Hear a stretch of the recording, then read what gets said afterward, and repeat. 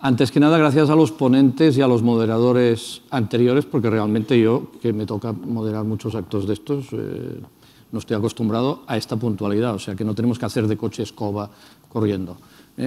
Avanzaros también que como que vamos bien de tiempo y vamos a concentrar ya, estaba previsto una clausura de las 2, a las 2:15 me parece, que la vamos ya a concentrar con las conclusiones de Gonzalo. A Gonzalo yo creo que a la inmensa mayoría de vosotros que estáis aquí no hay que presentarlo, pero vamos, voy a recordar 4 cosas, 4. Él es el director académico del Foro de la Economía del Agua, es coordinador del Departamento de la Economía del Agua de la Fundación INDEA, y de los muchos cargos y responsabilidades que tiene y que ha tenido, a mí me gusta, por ejemplo, el de asesor de la Comisión Europea, también del Parlamento Europeo, y de diferentes instituciones internacionales sobre políticas del agua. Y si me dejáis que le haga una definición, pues Gonzalo, por lo poco ya, pero de manera intensa que nos hemos conocido, él es un gran divulgador de las políticas de agua y sobre todo un gran apasionado del agua. Pues Gonzalo. Muchas gracias, Albert. Bueno, muchas gracias a todos los asistentes y a las personas que me han precedido. Siempre es un honor estar precedido de gente que ocupa responsabilidades tan importantes en el sistema de Naciones Unidas. Voy a comentar parte de las cosas que han señalado ellos, algunos mensajes que a mí me parece que son especialmente interesantes de lo que se ha dicho esta mañana, y también añadir yo algunas reflexiones propias, sobre todo para ayudarles, especialmente a aquellos de ustedes que no vienen de la comunidad del agua, que no están tan familiarizados con la discusión, ayudarles a traer la discusión a un terreno que me parece esencial, y es, claro, cuando Leo Heller esta mañana presentaba datos abrumadores, terribles, en relación a la realidad de la cobertura de los servicios de agua potable y saneamiento en el mundo, cualquiera de ustedes podría pensar, bueno, pero yo esta realidad no la conozco. Porque la realidad que vivimos en el día a día, no solo en España, sino en el resto de los países de la Unión Europea, con algunas excepciones menores que mencionaré a continuación, es una realidad muy distante. Tenemos cobertura universal, los servicios están altamente tecnificados, tenemos buenos modelos tanto en el ámbito de la gestión directa como en el ámbito de la prestación privada, como en la cooperación público-privada. En ese contexto, además, los servicios tienen unos precios muy razonables y tienen una garantía de continuidad prácticamente. Y por si acaso no se hubiese resuelto todo en el ciclo urbano del agua, tenemos un artículo dentro de la Ley de Aguas que establece una jerarquía de usos que permite que en el caso, por ejemplo, que estamos viviendo en este momento, a nivel de España se está viviendo la peor sequía en los últimos 20 años, la Ley de Aguas establece en su artículo 60 que esa jerarquía de usos garantiza el uso poblacional sobre el resto de los usos. De manera que quienes empiezan a padecer la sequía ya de una manera bastante seria en determinadas zonas del Levante español o en algunas provincias de Castilla y León, fundamentalmente de la cuenca del Duero, son los agricultores, ¿verdad? Que además de ser los principales usuarios de agua, son los primeros que ven recortada la disponibilidad de uso para sus campañas de riego.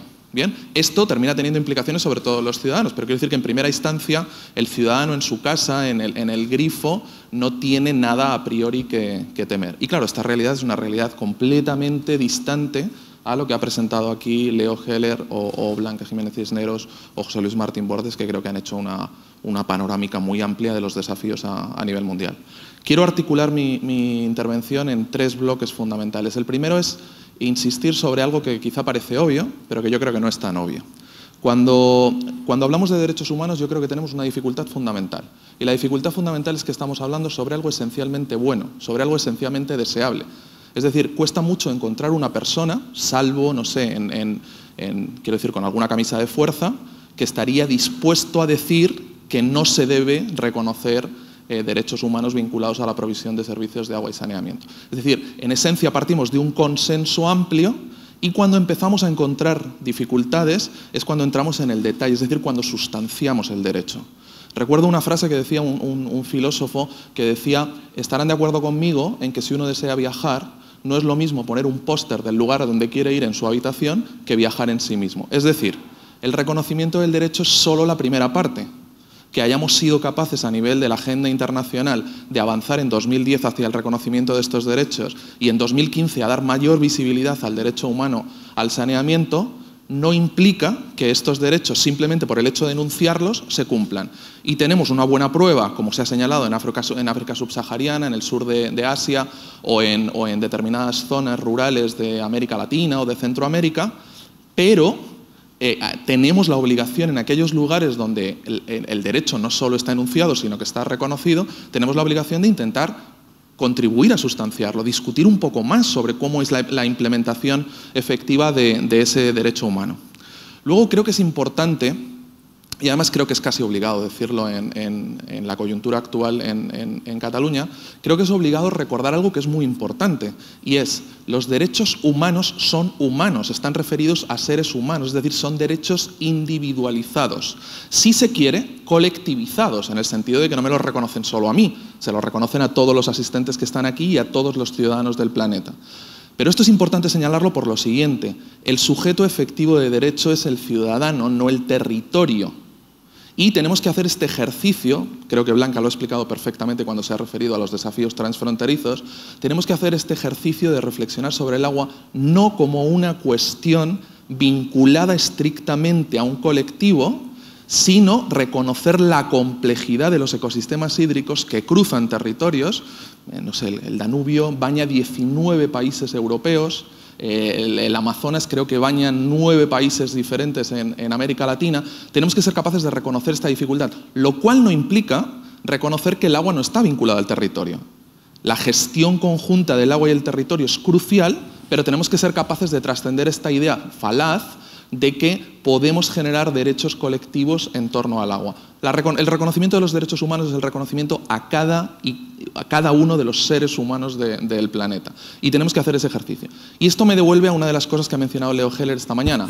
Las cifras son abrumadoras, pero debería bastar que hubiese una persona viendo vulnerado su derecho humano al agua para que todos los que estamos aquí nos sintiésemos ante la necesidad de actuar de manera decidida. Luego entraremos en la discusión sobre cómo actuar para garantizar que estos derechos humanos se cumplen. Hay un tema fundamental que también señalaba Leo Heller esta mañana. Él hablaba de la complejidad que se añade ahora, y creo que lo he estado comentando también con Blanca, la complejidad que se añade ahora cuando el mecanismo de monitoreo conjunto que crea la Organización Mundial de la Salud y UNICEF para hacer un seguimiento del cumplimiento de los Objetivos de Desarrollo Sostenible, en este caso del Objetivo de Desarrollo Sostenible 6, el de agua y saneamiento, la complejidad que añade cuando comienza a cambiar las definiciones, ¿sí? Para la mayor parte de la población, que hablemos de acceso mejorado a agua y saneamiento es un eufemismo, no se entiende bien, ¿verdad? Es una terminología compleja. Pero yo no quiero centrarme en algo que ya se ha comentado esta mañana. Lo que quiero centrarme es en una reflexión que me parece obvia, pero que a veces en el día a día no resulta tan obvia. La gente que no tiene agua consume agua a diario. Y la gente que no tiene retrete defeca todos los días a diario. Y ahí es donde está el problema. Es decir, casi me atrevería a hacer una afirmación políticamente incorrecta, que es que las cifras me importan poco. Lo que no me importa es el hecho de que haya ciudadanos que por no tener agua o por no tener saneamiento se ven enfrentados a dificultades muy serias. Déjenme que les mencione algunas experiencias que hemos conocido en nuestro trabajo directamente. En el caso de la India, no sé si conocen, señalaba Leo Heller esta mañana lo importante que es reconocer los costes adicionales en lugares donde no hay cobertura de saneamiento, y decía cuidado con los que tienen que limpiar las letrinas o las fosas sépticas. En el caso de India, por ejemplo, están los Dalit, una casta, los llamados intocables, ¿verdad? Y a los Dalits se les encarga este trabajo, un trabajo con altísimo riesgo para su propia salud y que precisamente es el que les convierte en intocables, ¿verdad? Esto es una realidad compleja. En el caso de Bangladesh yo he podido asistir personalmente a la experiencia de que me informasen sobre cómo 20 millones de los 170 millones de personas en el país consumen diariamente agua con arsénico, ¿sí? Arsénico del subsuelo, arsénico natural, no el resultado de un evento de contaminación. Y esta realidad es una realidad muy compleja que es importante destacar porque conduce a cáncer de piel, a problemas en riñones, etc. Y hay algo interesantísimo. Probablemente se terminó en un resultado como ese, como resultado del buenismo, de la actitud de buena fe de organismos internacionales, algunos del Sistema de Naciones Unidas, otros bancos de desarrollo, que lo que pretendieron es ampliar la cobertura. Quisieron dar acceso a esos 20 millones de ciudadanos sin hacer una revisión previa de los niveles de calidad en el subsuelo. ¿Qué quiero decir con esto? Que cuando hablamos del derecho o de los derechos humanos al agua y al saneamiento, no solo hay que hablar de cobertura, no solo hay que hablar de universalidad, hay que hablar de calidad en la prestación del servicio. Bien, ¿cómo saltamos de esta realidad terrible a la realidad más propia de los países europeos y de un país como España? Perdona, aprovecho para recordar que a él también le podéis hacer preguntas. Por supuesto. Sobre todo ahora que entramos aquí. Esto es. Bien, entonces, quería poner esto como un contraste. Cuando entramos en la realidad de aquí nos encontramos con que los datos que se publican dicen que hay 1 millón de personas en la Unión Europea que carece de acceso mejorado a agua, un 2% de la población que carece de acceso mejorado a saneamiento. Los datos en sí mismos son tremendos, estamos hablando de 1 millón de personas, pero claro, si los ponemos en términos relativos nos muestran que son la nada. La mayor parte de esas personas se concentran en 4 países, la República Checa, Letonia, Rumanía y Polonia, ¿verdad? O no sé si Polonia o Bulgaria. Sí. Bien, pero cuando estamos hablando de esta realidad, estamos hablando de una realidad que además es una realidad que se ha ido subsanando con el paso del tiempo porque en los últimos años se ha hecho un esfuerzo para allá. Y estos datos además no son datos estrictamente contrastados, es decir, son datos que se han argumentado en relación a determinadas realidades de periferias de determinadas ciudades o de asentamientos informales. En el caso de España esto no existe. Es decir, si uno intenta buscar en España una persona que no tenga acceso a agua potable y saneamiento, lo va a tener realmente difícil. No quiero decir con esto que no pueda encontrar uno, efectivamente, a esas personas en determinados asentamientos poblacionales. Lo que quiero decir es que es una realidad que está vinculada a otro desafío, un desafío que se da fuera de la política de agua, que tiene que ver con la exclusión social y la pobreza. Y me parece que es importante enfatizar sobre este tema si nos queremos poner de acuerdo en qué queremos resolver. El mundo del agua es un mundo que se llena permanentemente de discusiones secundarias, de discusiones que parecen muy importantes cuando se enuncian, pero que en la práctica son discusiones que nos alejan de enfrentarnos a los desafíos fundamentales. ¿Alguien de los que está en la sala está convencido de que la pobreza o la exclusión social no son un desafío mayúsculo, de que contribuir a reducir la desigualdad no es un desafío mayúsculo? Como todos estamos de acuerdo, pongámonos en ese objetivo. Y como resultado de eso, terminaremos resolviendo otro tipo de problemas. Como, por ejemplo, el hecho de que pueda existir el caso, que de hecho existe, de que algunas familias, en el extremo de la distribución de la renta, no puedan hacer frente al pago de los servicios de agua y saneamiento. Pero insisto, el problema no está tanto en la tarifa como en la pobreza. Resolvamos el problema, la pobreza. ¿Bien? Quiero señalar otro tipo de cuestiones que se han mencionado. Esta mañana se hacía una llamada por parte del vicerrector de la Universidad Autónoma de Barcelona a la interdisciplinariedad. Tenemos que ser capaces de aplicar miradas multidisciplinares a la gestión del agua. Se insistía sobre un desafío, que este sí debería ser el desafío fundamental del que estuviésemos hablando, la seguridad hídrica. Déjenme a mí que le cuente 2 experiencias también vividas personalmente en el caso de nuestro trabajo en Perú. Cuando uno revisa la situación en Perú y se encuentra con las ciudades principales que hay en la costa peruana, que básicamente es un desierto, se encuentra con lo siguiente: si uno pudiese pensar en un escenario ideal en el que resolviese todos los problemas de gestión de los servicios en esas ciudades, se encontraría con la terrible paradoja de que la restricción le viene de la cuenca. Es decir, puede ser que Arequipa o Lima sean capaces de resolver su modelo de gestión y no tengan agua que servir, porque el desafío está aguas arriba, está en la cuenca. Bien, les cuento otra segunda experiencia. He vivido el final de un programa del Banco Interamericano de Desarrollo en el cual se revisaban inversiones que se han hecho durante años para llevar agua potable y saneamiento a los hogares de las zonas periurbanas de estas ciudades. Y de repente me encontraba con lo siguiente: el Estado que financiaba estas obras dejaba el caño, dejaba una manguerita a las afueras de la vivienda. Toda la inversión en el saneamiento a nivel interno lo tenía que hacer la familia que no tenía recursos. Por tanto, nos encontramos ahí con una brecha terrible. Bien, si esto lo devolvemos al caso español, nos encontraremos con lo siguiente. Estamos hablando de un sector altísimamente tecnificado, como se ha señalado esta mañana ya en muchas ocasiones, lidera a nivel tecnológico en muchas áreas, por cierto, 2 de ellas de alto potencial en el futuro, puesto que implican añadir recursos no convencionales a nuestro mix de agua, que son la desalación y la reutilización. Estoy plenamente convencido, por ejemplo, de que Cataluña, si focalizase esfuerzos, si dedicase un rato a reflexionar sobre el tema, podría estar liderando a nivel europeo sobre reutilización de aguas residuales regeneradas. Pero esto demanda una serie de inversiones, demanda una serie de prioridades, demanda unos esquemas, amplias alianzas que permitan trabajar con la sociedad civil, el sector público y el sector privado. Y en este contexto creo que es importante reflexionar sobre lo siguiente. Cuando nosotros hablamos del derecho humano de agua y saneamiento en un país como España o en otros países de nuestro entorno que tienen cobertura universal, creo que es muy importante que pensemos sobre cuáles son las discusiones de segunda derivada que surgen cuando nosotros no tenemos que dedicarnos a la discusión de primera derivada, que es la discusión sobre cobertura. Es decir, si la cobertura es universal, ¿qué pasa? Pues si la cobertura es universal, todavía hay una serie de desafíos, pero creo que es muy importante que seamos capaces de focalizar sobre los desafíos prioritarios. ¿Sí? Hace poco, en una reunión internacional, bueno, de hecho la semana pasada, con mi colega Carlos Mario Gómez, estábamos en un proyecto hablando sobre otro tipo de cuestiones, de un proyecto europeo, y mencioné la parte inicial de un ensayo autobiográfico de una escritora italiana de la década de los 50, Natalia Ginzburg, que decía que educamos a nuestros hijos en las pequeñas virtudes. Yo creo que en el agua hacemos exactamente lo mismo. Nos comprometemos con las pequeñas virtudes, discutimos sobre cosas muy importantes. La recuperación de costes, crucial. Crucial, pero es instrumental porque es un medio para un fin. Tenemos que ser capaces de resolver el fin. El fin es la seguridad hídrica en un contexto de adaptación al cambio climático. Nos planteamos discusiones como las siguientes. Por ejemplo, cuando se plantea abiertamente el modelo, la discusión sobre si público o privado, que es un debate en sí mismo falaz, ficticio, porque no existe suficiente evidencia para mostrar la superioridad de ningún modelo respecto a otro a nivel internacional, en esa discusión concreta nos encontramos con lo siguiente. Por ejemplo, hay quien dice que determinados operadores vulneran la transparencia y la rendición de cuentas.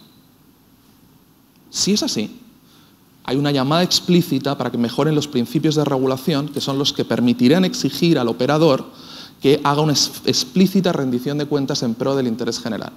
Si lo que nos preocupa es la opacidad, tenemos que generar mecanismos para garantizar que esa opacidad se reduce en operadores públicos y privados. Si tenemos que entender, por ejemplo, o transmitirle al ciudadano una imagen más cierta sobre qué es lo que está pagando efectivamente, tenemos que acabar, permítanme la expresión, con este quilombo. Tenemos que acabar con este lío que tenemos ahora. Esta asimetría en el diseño de la tarifa a nivel nacional que hace que se den asimetrías de hasta el 350% dependiendo de donde uno viva. Y claro, alguien me podría malinterpretar esta expresión y decir, lo que usted está defendiendo es un precio único. No, porque yo no puedo volver a entrar en una clase de economía si defiendo esto. Es absolutamente absurdo defender un precio único. Cuando nos preguntamos por qué Murcia, por qué Barcelona pagan más por el agua, ¿sí?, que Palencia o que Soria, estamos reconociendo, por un lado, que las dificultades del agua en alta son superiores, que las inversiones que hubo que realizar fueron superiores, que la operación de determinadas infraestructuras es más costosa. Y a partir de ahí tenemos que ser capaces de entrar en una reflexión que nos permita entender si toda la simetría que hay en precios es conveniente o no es conveniente. Y cuando uno revisa, por ejemplo, la factura, y esta discusión la he tenido con Albert, sobre la base de su factura. Albert se toma muy en serio lo que le digo, siempre se toma demasiado en serio lo que le digo, y se trajo la factura y esta es la última, si quieres. No, pero discutiendo sobre la factura, lo que uno encuentra aquí es lo siguiente. Lo que uno encuentra es que hay muchos elementos entre el coste real de prestación de los servicios por parte del operador y el precio final que paga el consumidor en su casa. No lo teníamos preparado, pero es que es la última que he abierto esta semana. Yo he pagado 68,7 euros en total, de los cuales de consumo del agua son 37,6. Es decir, la mitad es consumo del agua. Claro. ¿El resto qué son? El resto son tasas para la recogida de basuras, un impuesto indirecto sobre el valor añadido, otra serie de componentes que se agregan a esta factura y que no necesariamente contribuyen a la transparencia, ¿sí? Hay otro elemento a nivel nacional que es muy controvertido, el famoso canon concesional. Es decir, concesiones, licitaciones que terminan con un operador privado. El operador privado paga al municipio como titular de esos derechos un canon concesional y ese canon concesional termina utilizándose, como hemos visto en algunos casos recientes a nivel nacional, en obras de ornato. Una cosa es que sea un ingreso tributario no finalista y otra es que se pueda utilizar para atraer a Ricky Martin a las fiestas del pueblo. Pero ahí está la transparencia que decías y que tanta gente pide, ¿no? Claro, entonces necesitamos avanzar en transparencia, pero la transparencia es una responsabilidad colectiva que creo que la manera más sana en una democracia de canalizarla es a través de potenciar los principios de regulación. Alguien dirá, ¿se está defendiendo desde el Foro de la Economía del Agua la existencia de un regulador único? No. Los miembros del Foro de la Economía del Agua siempre hemos defendido que esta discusión, la discusión sobre el vehículo de regulación, es muy compleja. ¿Por qué? Porque tenemos un sistema atomizado, porque tenemos 8.124 municipios que son titulares de sus competencias. Probablemente no se puede ir al modelo chileno, donde hay un puñadito de empresas, unas decenas de empresas que regular, o al modelo de Inglaterra y Gales, donde hay un pequeño número de empresas que regular. Pero lo que sí que tendríamos que ser capaces de reflexionar es sobre si no necesitamos armonización en los principios de regulación o vamos a seguir dejando que los mecanismos de regulación sean ad hoc definidos por cada municipio en sus ordenanzas municipales, lo cual genera una situación que en ningún caso es favorable para nadie, fundamentalmente para quien más nos importa, el ciudadano, el interés general, el último en la cadena del sector de provisión de servicios de agua potable y saneamiento. Lo dejo aquí y luego si es que ya les he advertido que como es pasional, pues ya llevas 25 minutos hablando, seguido, sin parar, apasionante. Pero como estamos ya llegando al final, de hecho, son y 10, hay 3 preguntas, pero que sobre todo yo quería ahora ligar esta primera con lo que estás diciendo ahora. Dice, las empresas españolas de agua son líderes a nivel mundial en tecnología y gestión eficiente. ¿Por qué entonces se cuestiona tanto el papel que éstas juegan en nuestro territorio? Remunicipalización, por ejemplo. Bueno, yo creo que es muy complejo. Esta mañana lo explicaba Leo Heller de una manera, yo creo, admirable, porque él decía, cuando le han hecho una pregunta muy similar, y él decía, este es un problema muy complejo, realmente es muy complejo. Por ejemplo, para que los que no son familiares con la discusión sobre agua entiendan, en la década de los 90 los organismos multilaterales basados en Washington pusieron en marcha el llamado Consenso de Washington, que era todo un programa bastante dogmático que implicaba, entre otras cosas, privatización de servicios públicos fundamentalmente en América Latina. Algunos de esos resultados no fueron exitosos desde la óptica del interés general y esto, en gran medida, también ha seguido condicionando. Tengo la convicción absoluta de que, como ha dicho uno de los miembros del Foro de la Economía del Agua en alguna ocasión, Francesc Trillas, que está por allí sentado, más importante que el modelo de gestión son las transiciones. Cómo cuidamos los procesos cuando pasan de gestión directa a un modelo mixto o a un modelo privado, o cómo cuidamos los procesos cuando están prestados por un operador privado y pasamos a un modelo de gestión directa. Y yo creo que no estamos teniendo cuidado. Entonces, creo que hay un problema. Luego creo que hay otro problema que tiene que ver con el hecho de que, al ser la titularidad municipal, al tener 8.124 voces que pueden expresar su deseo legítimo, la resolución de un pleno municipal es absolutamente legítima, lo cual no quiere decir que sea buena. Es decir, un pleno municipal tiene el derecho a tomar decisiones y entre esos derechos está el derecho a equivocarse, a tomar decisiones erróneas.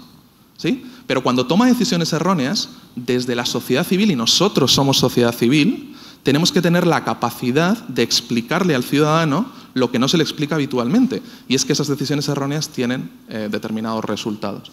Entonces yo creo que se han explicado muy mal los procesos. Siempre pongo el caso de Madrid y Barcelona, porque son casos casi opuestos, donde hay muchas cosas en común. Estamos hablando de modelos que tienen sus raíces en hace 150 años, pero dos modelos muy diferentes. El modelo de Madrid con el canal de Isabel II fue con un apoyo explícito de la monarquía y del gobierno del momento para financiar una serie de obras. Aquí fue la burguesía catalana la que se hizo cargo de poner en marcha algo que no existía.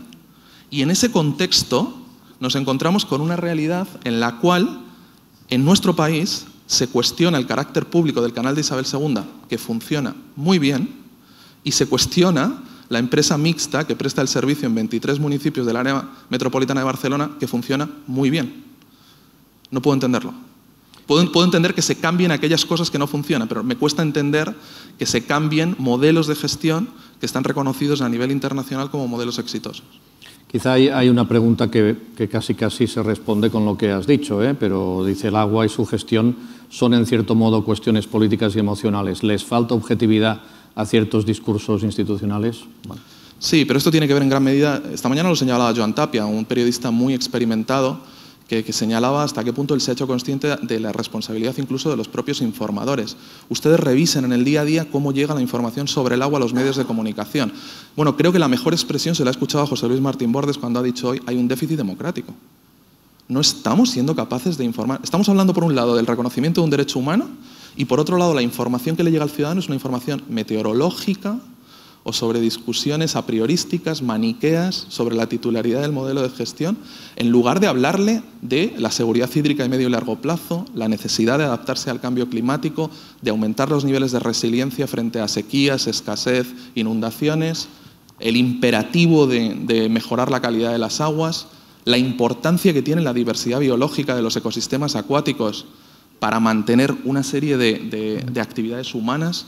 Ya que hablas de sequía, el director general Castellanos, me parece, nos ha recordado ya los 8 episodios de sequía que tuvimos en Cataluña en los últimos años, el último hace escasamente 9 años. Sí. En el periodo de sequía en el que estamos en toda España y en Cataluña, cuando él recordaba que las medidas que se tomaron a partir de aquel momento, como la desalinizadora, etcétera, ¿tú cómo lo ves en Cataluña? ¿Estamos un poco realmente mejor preparados para, si se repite, por ejemplo, el mismo escenario que en 2008? Yo diría que hay 3 motivos fundamentales por los que Cataluña y el área metropolitana de Barcelona están mejor preparados. Sí. Desde luego, no solo que en 2008, sino que el resto del territorio español. El primer motivo es que se aprendió. Es decir, la sequía de 2007-2008 fue una sequía muy dura y el ciudadano ha tenido un comportamiento exquisito a la hora de reaccionar a la urgencia que se planteaba. Se ha mencionado esta mañana, pero las dotaciones y los consumos efectivos per cápita en el área metropolitana de Barcelona son fantásticos. Estamos hablando de 110 litros por persona y por día, o en el caso de la ciudad de Barcelona, 103 litros por persona y por día. Es decir, son ratios muy buenos a nivel internacional. El segundo elemento creo que tiene que ver con el hecho de que la Agencia Catalana del Agua, responsable de la gestión de las cuencas internas, fundamentalmente de los 2 principales ríos que afectan al área metropolitana de Barcelona, el Ter y el Llobregat, está mejor financiada que ninguna otra autoridad de cuenca a nivel español. Y el tercer elemento creo que tiene que ver fundamentalmente con el hecho de que hemos sido capaces de planificar de aquí a 2027, en los diferentes planes de cuenca, una serie de inversiones que permitirían absorber el déficit que en este momento existe en Cataluña en términos de seguridad hídrica. Entonces, creo que se ha mejorado. Parte de esto, además, viene beneficiado por cuestiones casi puramente aleatorias. Es decir, en Cataluña ha llovido más que en el resto del territorio nacional. En este momento las reservas, creo que es la semana pasada, el día 12 se publicaban, están por encima del 60%, mientras que a nivel nacional tenemos cuencas que ya están por debajo del 25% de sus reservas embalsadas. Es decir, todavía hay una pequeña amortiguación en el caso de Cataluña que no existe en el resto del territorio nacional, con la excepción de la cordillera cantábrica. Hablando de cuencas, y vamos acabando, pero hay una pregunta que dice: ¿crees que tiene sentido un modelo de regulación por cuencas hidrográficas? Un modelo de regulación por cuencas hidrográficas. Yo creo que aquí es importante distinguir entre lo que es el recurso y lo que son los servicios. Es decir, de facto, el recurso ya está regulado, es decir, sí existe un regulador del recurso, es el Ministerio de Agricultura, Alimentación el Ministerio de Agricultura, Pesca y Medio Ambiente, que le cambian el nombre todos los días, sí, de manera que me cuesta seguirlo. En cada legislatura. Pero el MAPAMA es el regulador del recurso y el papel lo juegan entidades autónomas, que son estas confederaciones hidrográficas, que tienen capacidad para regular el recurso. Entonces, no me preocupa tanto la regulación del recurso, aunque en el recurso podríamos hablar de miles de desafíos, sino que me preocupa el hecho de que la regulación de los servicios sea estrictamente municipal. Pero creo honestamente que cometeremos un grave error si abrimos el melón ahora de la autonomía municipal. Es decir, la autonomía municipal se puede preservar y podemos encontrar mecanismos para que la provisión sea supramunicipal. Este intento se hizo en Italia con la ley Gali. Hay muchos países del mundo que han encontrado estos mecanismos de provisión supramunicipal y el caso español, si uno revisa los ejemplos más exitosos, y se me ocurren, no sé, Murcia para el saneamiento, Vizcaya, Madrid, Barcelona, tienen una característica en común y es que son modelos supramunicipales. Los ayuntamientos retienen su titularidad, pero ceden la gestión a una entidad supramunicipal en la que tienen una participación en las decisiones. Y podremos discutir si esa participación tiene que ser mayor o menor, pero esto no invalida el modelo supramunicipal que permite precisamente tener escala, tener alcance y garantizar la equidad, la sostenibilidad y la eficiencia del servicio. Una última pregunta, no hay ninguna más, ¿no? ¿Cómo se puede garantizar la financiación para lograr la seguridad hídrica? Muy genérica, para ser la última. Sí, es la pregunta del millón, claro. Tenemos un déficit fundamental de financiación. Hoy ya se han señalado algunos datos a lo largo de la mañana, es decir, en lo que se refiere al ciclo urbano del agua, desde el año 2009 se ha desplomado la inversión. Y que se haya desplomado la inversión quiere decir que si nos vamos a los resultados, a nivel nacional tenemos más del 40% de la red de abastecimiento y más del 40% de la red de alcantarillado que está en peor estado relativo, lo tenemos ya con vidas útiles superiores a los 30 años, es decir, aproximándose al final de su vida útil que se había definido en torno a los 50 años. En muchos casos seguramente la vida útil ya se ha superado. Y este problema no es un problema tampoco exclusivo de un modelo de gestión. Si uno se va al caso de Nueva York, que es un ejemplo de provisión pública en los servicios de agua potable y saneamiento, y revisa el primer tramo, el tramo más al norte de Manhattan, el que tiene que ver con la provisión a Harlem, fundamentalmente, se encuentra con unas necesidades de financiación en este momento de más de 2.000 millones de dólares, precisamente para hacer frente a ¿qué? A vidas útiles de la infraestructura superiores a los 70 años, que uno esperaría en La Habana, pero no esperaría en Nueva York. Y sin embargo están. Es decir, este desafío es un desafío compartido, que se da en muchos lugares. Y estamos hablando de lugares donde la cobertura es universal. Es decir, reconocer el derecho, incluso cumplir el derecho, solo significa certificar que todo queda por hacer todavía y que hay un esfuerzo muy importante todavía por hacer.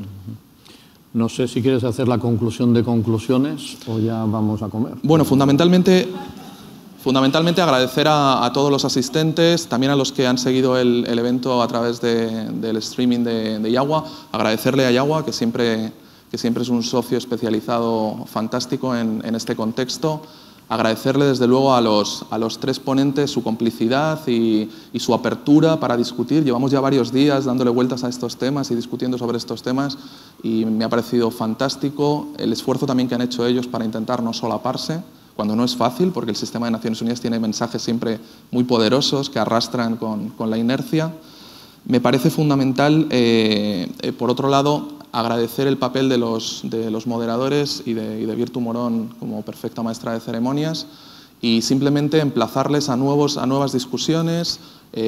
Dijimos que quizá volveríamos a Barcelona, hemos vuelto. El 25 de octubre tenemos un nuevo foro de la economía del agua en formato largo, todo el día, en la ciudad de Madrid, y quedan, por supuesto, invitados. Volveremos a tener ponentes internacionales y seguiremos discutiendo, en ese caso, fundamentalmente focalizándonos sobre la seguridad hídrica en las ciudades.